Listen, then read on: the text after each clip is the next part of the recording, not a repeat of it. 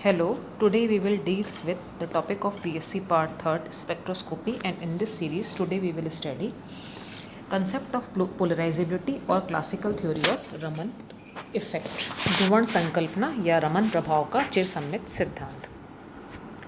रमन प्रभाव के चिरसम्मित सिद्धांत या ध्रुवण संकल्पना सिद्धांत को प्लेजेक ने बताया था और इसके अनुसार जब किसी अणु को वैद्युत क्षेत्र में रखते हैं तो वह ध्रुवित हो जाता है, जिससे अणुओं में चार्ज डिस्ट्रीब्यूशन होता है और उससे उसमें डिफॉर्मेशन या विकृति आ जाती है और अणु में डाइपोल बनते हैं। इसमें प्रेरित द्विध्रुव आघूर्ण उत्पन्न होता है, जिसे कि हम म्यू आई के द्वारा रिप्रेजेंट कर सकते हैं। और जो प्रेरित द्विध्रुव आघूर्ण म्यू आई है उसकी मात्रा वैद्युत क्षेत्र ई की तीव्रता और अणु की ध्रुवणता अल्फा पर निर्भर करती है और इसके अनुसार mu I is equals to alpha e के बराबर होता है। इसी तरह से विकिरण की जो किरण की उपस्थिति में आपतित प्रकाश के वैद्युत भाग के अणु में प्रेरित द्विध्रुव आघूर्ण उत्पन्न हो जाता है और हम जानते हैं कि जो विकिरण होता है उसके लिए हम इक्वेशन लिख सकते हैं E is equals to E0 sine 2 pi nu T, जहाँ पर न्यू विकिरण की आवृत्ति है और टी समय है सेकंड्स में। अब जो म्यू आई है वो इज इक्वल्स टू होता है अल्फ़ा ई, जैसा कि इक्वेशन हम ऊपर पढ़ चुके हैं। तो इस अल्फ़ा ई इक्वेशन में ई की वैल्यू सब्स्टिट्यूट करने पर म्यू आई हमें प्राप्त होगा अल्फ़ा ई 0 साइन 2 पाई न्यू टी। तो इस समीकरण के अनुसार प्रेरित द्विध्रुव आघूर्ण विद्युत चुंबकीय विकिरणों की आवृत्ति से दोलन करता है। चूँकि विद्युत चुंबकीय विकिरणों की आवृत्ति न्यू है और यहाँ पर प्रेरित द्विध्रुव आघूर्ण में हमने ई की वैल्यू सब्स्टिट्यूट करी है, तो म्यू आई में ई की वैल्यू सब्स्टिट्यूट करने पर जो अणु है वो भी विद्युत चुंबकीय विकिरणों की आवृत्ति से दोलन करता है। तो इस प्रकार का जो दोलित्र है या ऑसिलेटिंग है बॉडी, वो अपनी दोलन आवृत्ति के विकिरण उत्सर्जित करता है और यह पदार्थ के द्वारा प्रकीर्णित प्रकाश में रेले लाइनों की उपस्थिति को समझाता है। अतः यदि कोई भी अणु विद्युत चुंबकीय विकिरणों की आवृत्ति से अगर दोलन करता है तो उसे जो स्कैटर्ड लाइट, उसके द्वारा जो स्कैटर्ड लाइट होती है उसमें जो लाइन प्राप्त होती है उसे हम रेले लाइन कहते हैं। तो इसी प्रकार अणु की आंतरिक कंपन और घूर्णन गतियों के कारण जो ध्रुवणता है अल्फा, उसके मान में भी आवर्ती परिवर्तन या पीरियोडिक चेंजेस होते रहते हैं, जिसके कारण रमन लाइनें बनती हैं और इसके कारण जो हम रिजल्टेंट पोलराइजेबिलिटी है या कुल ध्रुवणता जो है उसको हम रिप्रेजेंट कर सकते हैं इस इक्वेशन के द्वारा alpha equal to alpha 0 plus beta sine 2 pi nu I T. और यह अल्फ़ा का मान, जो समीकरण हमने सबसे पहले लिखी है mu I is equal to alpha e, जिसमें कि हम ई की वैल्यू पहले ही सब्स्टिट्यूट कर चुके हैं, उसमें अगर अल्फ़ा की वैल्यू भी सब्स्टिट्यूट कर दें तो म्यू आई की जो इक्वेशन है वो एक्सपेंड हो जाएगी और जो लास्ट इक्वेशन दिखाई दे रही है इसमें उसमें कन्वर्ट हो जाएगी mu I is equals to alpha 0 plus beta sine 2 pi nu I T bracket close E0 sine 2 pi nu T. इस इक्वेशन को अगर हम एक्सपेंड करते हैं और फॉर्मूला लगाते हैं ट्रिग्नोमेट्री का, तो ये इक्वेशन कन्वर्ट हो जाती है mu I is equals to alpha 0 E0 sine 2 pi nu T plus half beta E0 cos 2 pi nu minus nu I into T minus half beta E T cos 2 pi nu plus nu I into T. यहाँ पर हमने trigonometry का formula use किया है 2 sine theta sine phi is equals to cos theta minus phi minus cos theta plus phi.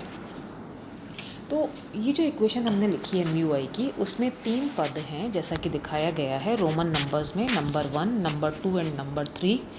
तो इसमें जो first पद है वो अणु जिसमें कि अणु आपतित विकिरण की समान आवृत्ति न्यू से दोलन करता है। जैसे जो फर्स्ट पद है वो दिखाई दे रहा है alpha 0 E0 sine 2 pi nu T. यहाँ पर न्यू दे रखी है फ्रीक्वेंसी, अर्थात अणु जो है वो आपतित आवृत्ति के जो आपतित विकिरण है उनकी समान आवृत्ति से दोलन करता है। तो ये वाला जो पद है वो रेले लाइन की उपस्थिति को दर्शाता है, जबकि सेकंड और थर्ड जो पद है उसमें जो अणु है न्यू माइनस न्यू आई और न्यू प्लस न्यू आई के विकिरण उत्सर्जित करता है। तो ये जो लाइन है दोनों वो रमन लाइन की उपस्थिति दर्शाती हैं। जो कम आवृत्ति वाली है वो स्टॉक लाइन को बता रही हैं और जो अधिक आवृत्ति वाली विकिरण है वो एंटी स्टॉक लाइन को प्रदर्शित करती हैं। तो फर्स्ट जो फैक्टर है इसमें वो रिले लाइन को प्रदर्शित करता है, सेकेंड फैक्टर स्टॉक लाइन को प्रदर्शित करता है, थर्ड जो फैक्टर है वो एंटी स्टॉक लाइनों को प्रदर्शित करता है। यदि बीटा का मान 0 हो, यानी जो अणु की जो आंतरिक कंपन और घूर्णन गतियों के कारण जो ध्रुवणता में आवर्ती परिवर्तन है वो नहीं हो, वो अगर 0 होते हैं तो म्यू आई की जो पहली वाली उपरोक्त इक्वेशन है वो रिड्यूस होकर के mu I is equals to alpha 0 E0 sine 2 pi nu T में कन्वर्ट हो जाएगी। और इस तरह से रमन लाइनें उपस्थित नहीं होंगी, केवल एक ही लाइन आपतित विकिरण की आवृत्ति की लाइन जिसको कि हम रेले लाइन कहते हैं वो प्राप्त होगी।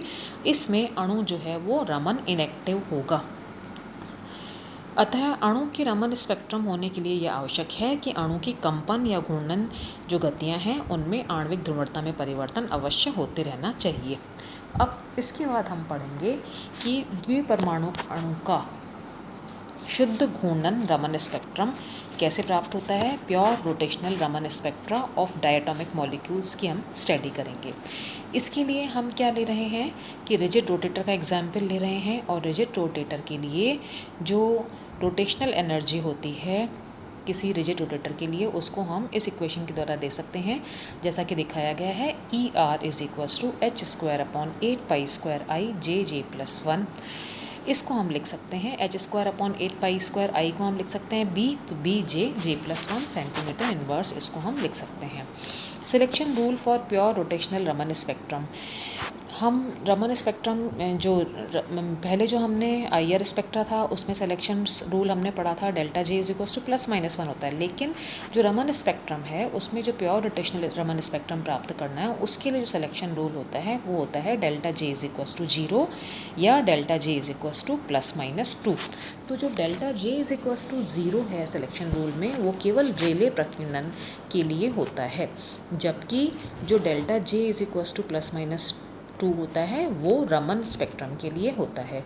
तो दो ऊर्जा स्तरों के लिए तरंग संख्या का जो अंतर है उसको हम कैसे निकालेंगे, delta nu bar is equals to उसको हम निकालेंगे delta nu bar is equals to BJ+1 BJ'+1 minus BJ'+1।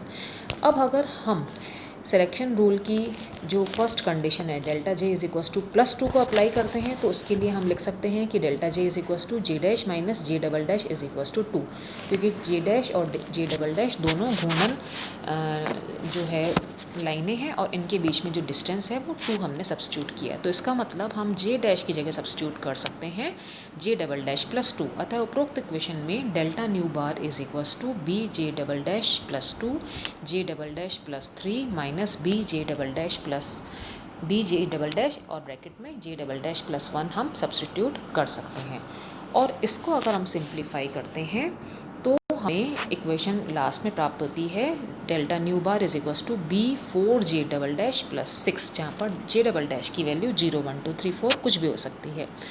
तो इसी तरह से अभी तक तो हमने डेल्टा J इक्वल टू +2 को यूज़ किया है। अब अगर हम delta J is equals to -2 use करें तो जो डेल्टा न्यू बार है वैसा की वैसी इक्वेशन प्राप्त होगी, मगर उसमें माइनस साइन आएगा, -B4J+6 प्राप्त होगा और जिसमें इसकी वैल्यू 0, 1, 2, 3, 4 कुछ भी सब्स्टिट्यूट करते हैं। तो उपरोक्त दोनों इक्वेशंस को अगर हम मिला दें तो हम इसको रिप्रेजेंट कर सकते हैं delta nu bar is equals to +-B4J+6 इसको हम लिख सकते हैं।